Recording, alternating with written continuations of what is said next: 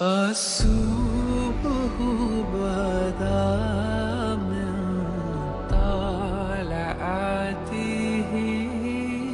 آج اس عبادت کی رات میں سب سے آپ سے چاہوں گا کہ آپ دعا کریں پاکستان کے لیے کہ ہم اس خواب کی طرف جائیں جو بدقسمتی سے ابھی تک ہم نہیں جا سکے.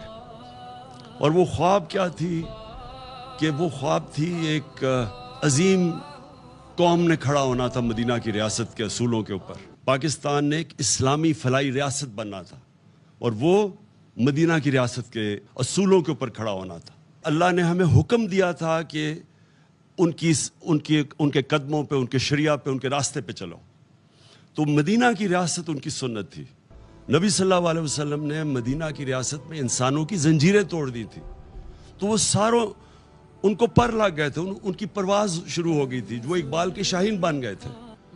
سب کو دعا کرنا چاہیے کہ ہماری یہ پرواز جو روک رہی ہے، جو قوم نے عظیم قوم بننا ہے، امت کے اور رہے.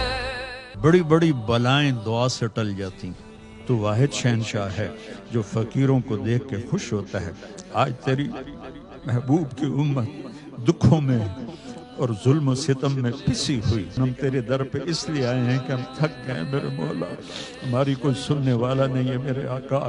ہم بے بس ہو گئے ہیں، ہم بھٹکے ہوئے راہی ہیں، ہم اندھیری رات کے مسافر ہیں. ہم اس معصوم بچے کی طرح ہیں جس کی چیخ و پکار سننے والا کوئی نہیں ہے. اے میرے محبوب، اے میرے اللہ، صحابہ کو دکھ ہوتا تھا تیرے نبی کے در پہ جا کے روتے تھے، تیری مدد آ جاتی تھی. اب تو بتا ہم کہاں جائیں، ہم کہاں جائیں؟ تو نے ہمیں کن کے حوالے کر دیا میرے مولا؟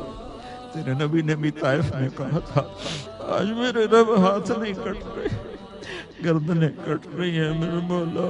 پورے ملکوں کے سودے ہو رہے ہیں میرے مولا، عزتیں نیلام ہو رہی ہیں میرے مولا.